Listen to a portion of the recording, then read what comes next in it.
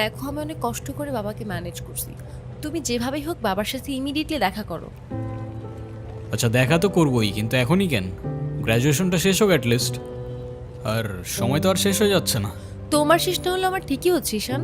তোমার গ্র্যাজুয়েশনের জন্য বাবা মাকে বাসায় বসায় রাখবে না। আচ্ছা আমি কিছুদিন পর দেখা করি, তাও একটু ভাবতে দাও। আর কত ভাববা তুমি? তুমি চাওটা কি ঈশান, আমি মরে যাই? ঠিক আছে, তোমার ভাবতে হবে না। আরে যাবো না বলছি নাকি, বসো। একটু কিছু না হইতেই কান্নাকাটি শুরু করে দাও। এত টেনশন করার কি আছে, আমি তো আসি নাকি। সত্যি তো? 100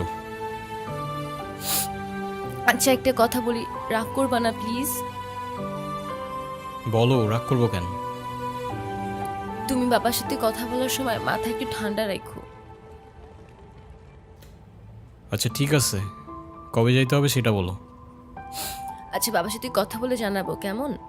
আজকে উঠি, এমনিতেই বাসা অনেক ঝামেলা চলতেছে। আচ্ছা ঠিক আছে, সাবধানে যাও। ওকে। এই রিক্সা।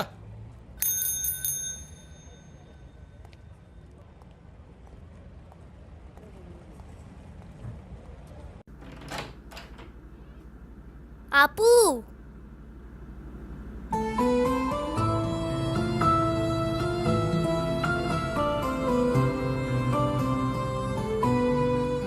আপু তাড়াতাড়ি আয়, ঈশান ভাই আসছে।